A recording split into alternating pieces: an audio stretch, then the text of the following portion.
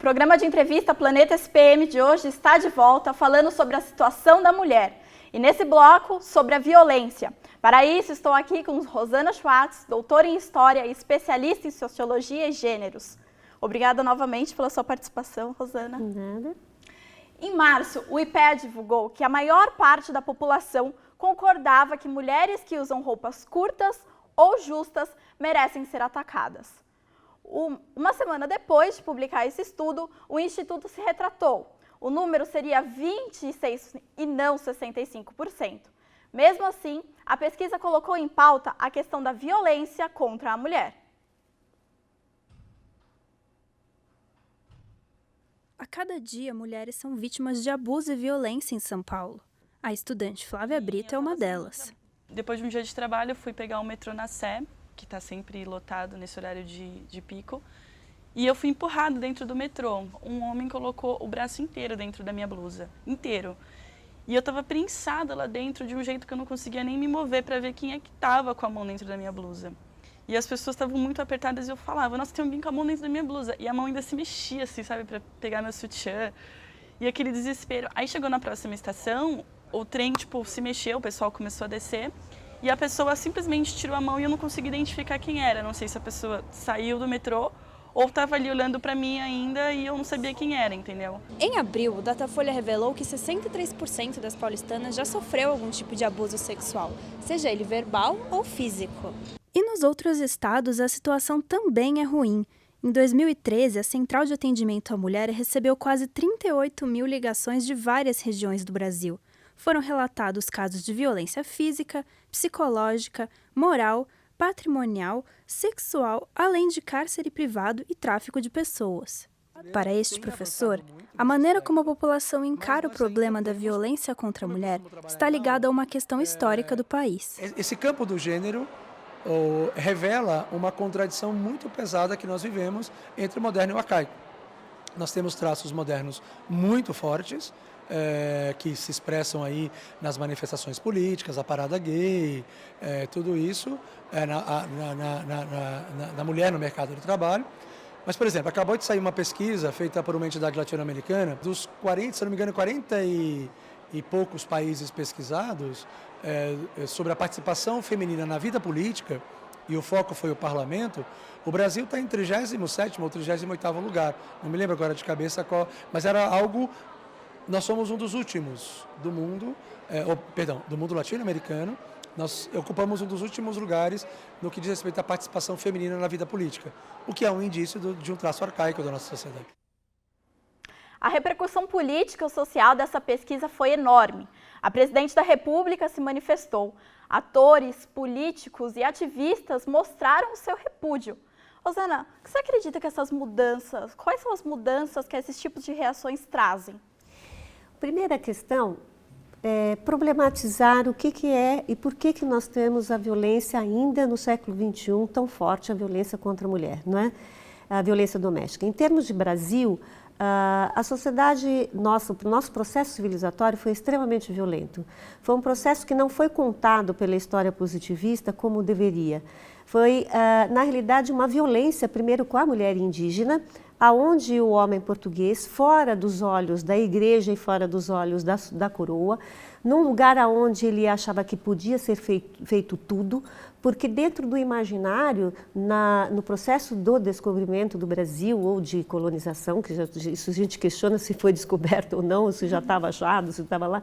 Então, nesse processo, o indivíduo, né, ele trazia um imaginário de uma sociedade, de um lugar onde podia existir festas, orgias, abundância de alimento, juventude.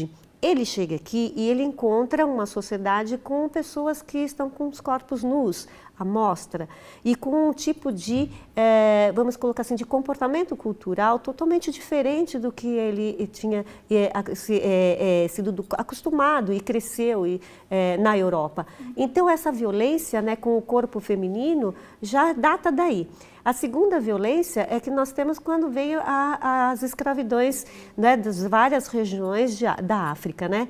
Então, essas mulheres africanas colocadas aqui, elas vão servir de objeto sexual né, para esse senhor, vai servir de objeto de iniciação sexual dos filhos desses senhores, todo tipo de sadomasoquismo, de maluquice que poderia ser feita com essa mulher, porque não existiam regras.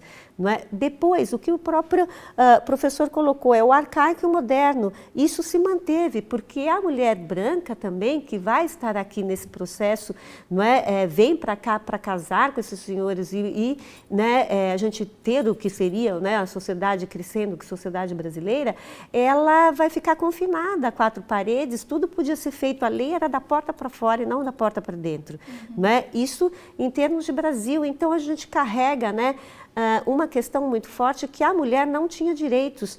E também dentro dos discursos e do histórico, a mulher tinha um papel que foi colocado, imposto a ela no mundo privado. Ela tem que ser a mãe, ela tem que ser, não é, a cuidadora, a pessoa que fica dentro de casa.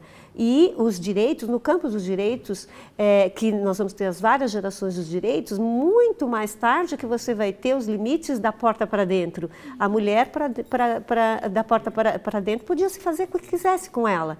Não é? Então, esse vai ser um problema pontual. Não é? Então, a violência doméstica, ela é institucionalizada, ela se mantém, não é? E é uma das questões mais difíceis de ser desconstruída. Por quê? Porque você está tocando num ponto que a própria mulher muitas vezes acha que ela é culpada da violência que ela está sofrendo. Ela não percebe muitas vezes que uma palavra mais forte, uma maneira abrutalhada do seu namorado de estar se referindo a ela, os colegas, isso é uma violência. Né? Todo esse processo, ela também não percebe no cotidiano, né, como ela é vista às vezes como um objeto sexual, como um pedaço de carne que anda para lá e para cá, e isso vai passando. Então são violências que estão na vida cotidiana e ela não dá conta disso. Outra questão importante que a gente tem que estar aqui falando sobre isso, a mulher tem dificuldade, lógico, de fazer a denúncia, mas quando ela sofre uma violência doméstica, uma violência sexual. Por quê? Primeiro, a exposição. Segundo, não temos pessoas preparadas, né, as pessoas no serviço público para estar atendendo, mesmo você tendo a delegacia da mulher.